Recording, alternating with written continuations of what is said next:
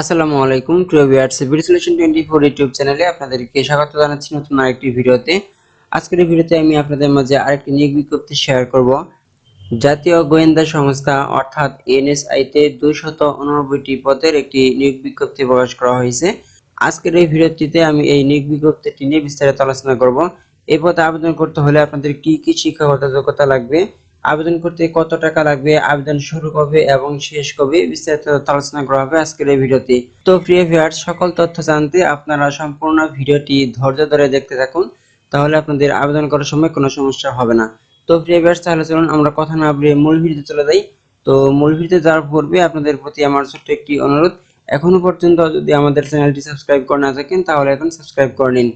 আর পরবর্তীতে কিভাবে আপনারা অনলাইনের মাধ্যমে আবেদন করবেন সেই আবেদন পদ্ধতি জানতে অবশ্যই পাশে থাকা বেল আইকনটিতে ক্লিক করে নোটিফিকেশন অন করে দিন। তো প্রিয় ভিউয়ার্স, এখানে আপনারা দেখতে পাচ্ছেন যে এক নম্বর যে পত্র রয়েছে সেটা হচ্ছে সিনিয়র ইনস্ট্রাক্টর, বেতন গ্রেড 6 আর বেতন স্কেল হচ্ছে 35,500 থেকে 67,010 টাকা। শূন্যপদের সংখ্যা হচ্ছে 3টি। তো শিক্ষাগত যোগ্যতা এখান থেকে আপনারা দেখে নেবেন, কারণ আমি যদি সম্পূর্ণ তথ্যগুলো আপনাদেরকে পড়ে শোনাতে যাই তাহলে ভিডিওটি অনেক লম্বা হয়ে যাবে।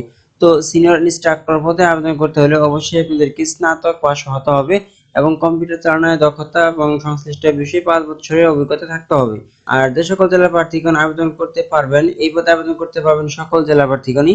2 নম্বর হচ্ছে সহকারী পরিচালক, বেতন গ্রেড 9, বেতন স্কেল হচ্ছে 22,000 থেকে 53,060 টাকা, পদের সংখ্যা হচ্ছে 5টি। এই পদে আবেদন করতে হলে অবশ্যই আপনাদেরকে স্নাতকোত্তর ডিগ্রি অথবা অনন্য দ্বিতীয় শ্রেণী বা সমমানের সিজিপিএ সহ স্নাতক ডিগ্রি থাকতে হবে। সকল জেলা প্রার্থীগণ এই পদে আবেদন করতে পারবেন। 3 নম্বর হচ্ছে গবেষণা কর্মকর্তা 1 জন। 4 নম্বর হচ্ছে ফিল্ড অফিসার, গ্রেড 10 আর বেতন স্কেল হচ্ছে 16,000 থেকে 38,640 টাকা। আর পদের সংখ্যা হচ্ছে 26টি। এই পদে আবেদন করতে হলে অবশ্যই স্নাতক পাস হতে হবে, কম্পিউটার চালানোর দক্ষতা থাকতে হবে। উচ্চতা পুরুষদের ক্ষেত্রে ন্যূনতম 5 ফিট 3 ইঞ্চি এবং মহিলাদের ক্ষেত্রে ন্যূনতম 5 ফুট। বুকের মাপ পুরুষ ও মহিলা উভয়ের ক্ষেত্রে 30 থেকে 32 ইঞ্চি সম্প্রসারিত। সকল জেলা প্রার্থীগণ এই পদে আবেদন করতে পারবেন। তারপর 5 নম্বর হচ্ছে কম্পিউটার টেকনিশিয়ান, বেতন গ্রেড 11, বেতন স্কেল হচ্ছে 12,500 টাকা হতে 30,230 টাকা।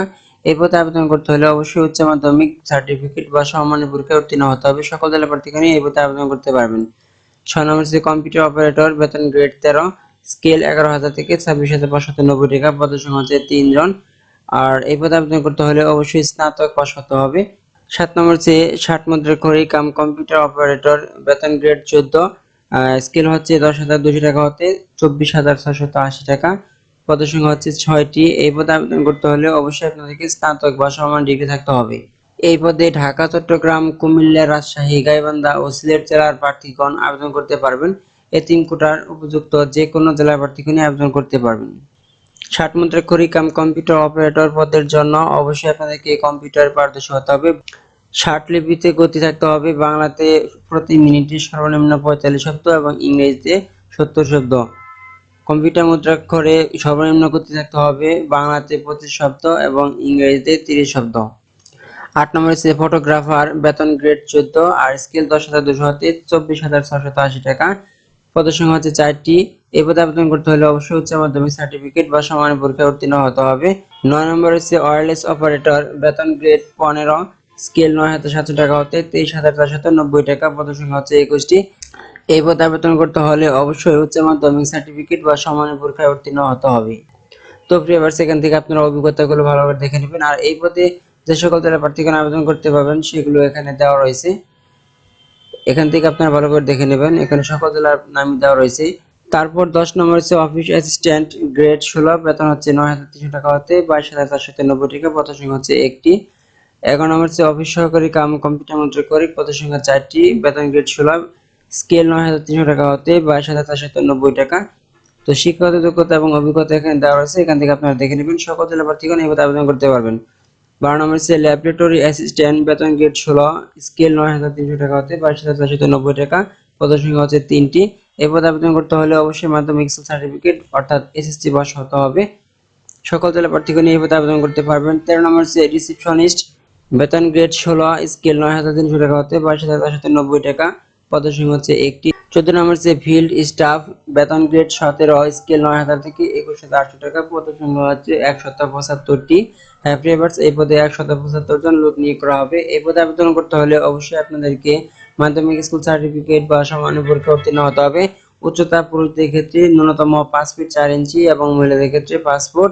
বুকের মাপ পুরুষ ও মহিলা উভয়ের ক্ষেত্রে 31 থেকে 33 ইঞ্চি সম্প্রসারিত। যে সকল জেলা প্রার্থীগণ আবেদন করতে পারবেন, এখানে সেই সকল জেলার নাম দেওয়া রয়েছে, এখান থেকে আপনারা ভালো করে দেখে নেবেন। 15 নম্বর হচ্ছে ডার্ক রুম অ্যাসিস্ট্যান্ট, বেতন গ্রেড 18, স্কেল 8008 টাকা হতে 21310 টাকা, পদের সংখ্যা হচ্ছে একজন।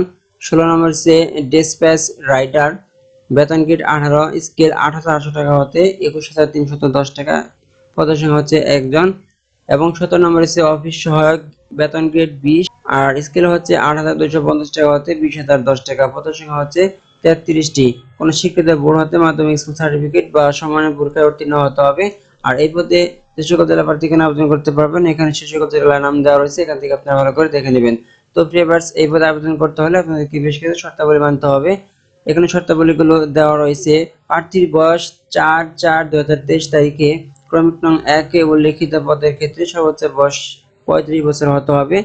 ক্রমিক নং 2 এ উল্লেখিত ক্রমিক নং 2 হতে 17 পর্যন্ত বর্ণিত পদসমূহের ক্ষেত্রে সাধারণ প্রার্থী, মুক্তিযোদ্ধা বা শহীদ মুক্তিযোদ্ধাদের পুত্র-কন্যা, এতিম মহিলা, ক্ষুদ্র নৃগোষ্ঠী এবং আনসার ও গ্রাম প্রতিরক্ষা সদস্যের কোটার প্রার্থীর ক্ষেত্রে সর্বোচ্চ বয়স 30 বছর। তবে মুক্তিযোদ্ধা বা শহীদ মুক্তিযোদ্ধাদের পুত্র-কন্যা ও শারীরিক প্রতিবন্ধী প্রার্থীদের ক্ষেত্রে সর্বোচ্চ বয়স 32 বছর।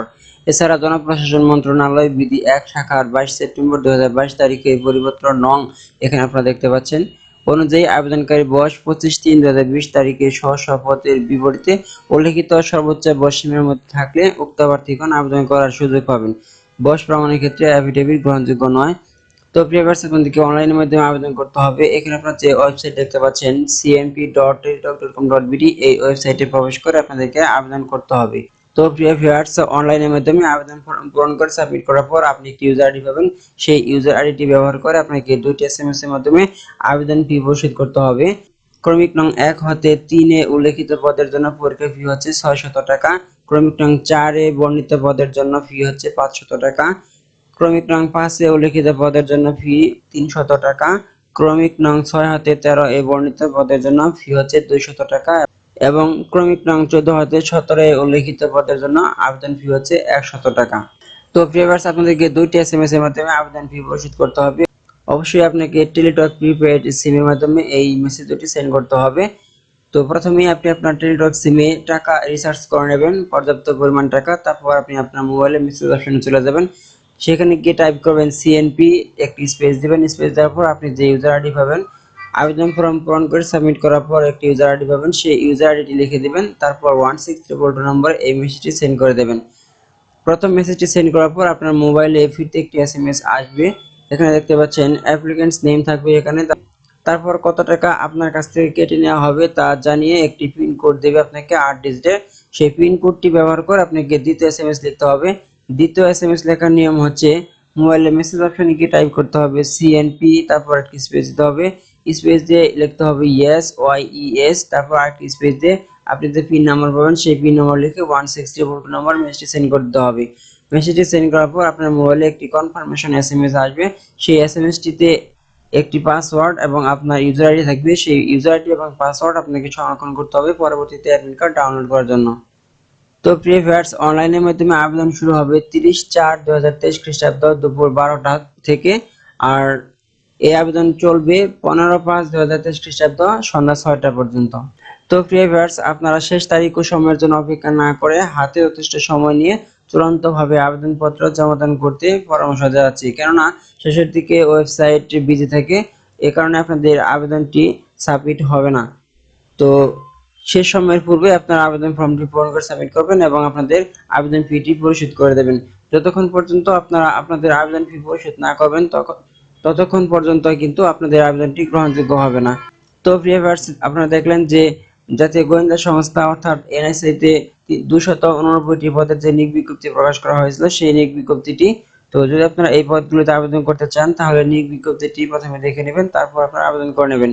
তো প্রিয় ভিউয়ার্স, আজকের ভিডিও এই পর্যন্তই। যদি ভিডিওটি ভালো লেগে থাকে তাহলে অবশ্যই লাইক দিবেন আর শেয়ার করে সবাইকে দেখার সুযোগ করে দেবেন। আর পরবর্তীতে কিভাবে আপনারা অনলাইনের মাধ্যমে আবেদন করবেন সেই প্রসেসটি জানতে অবশ্যই সাবস্ক্রাইব করে আমাদের সাথে যুক্ত থাকবেন। পরবর্তী ভিডিও দেখার আমন্ত্রণ জানিয়ে আজকের মতো এখানে বিদায় নিচ্ছি। আল্লাহ হাফেজ।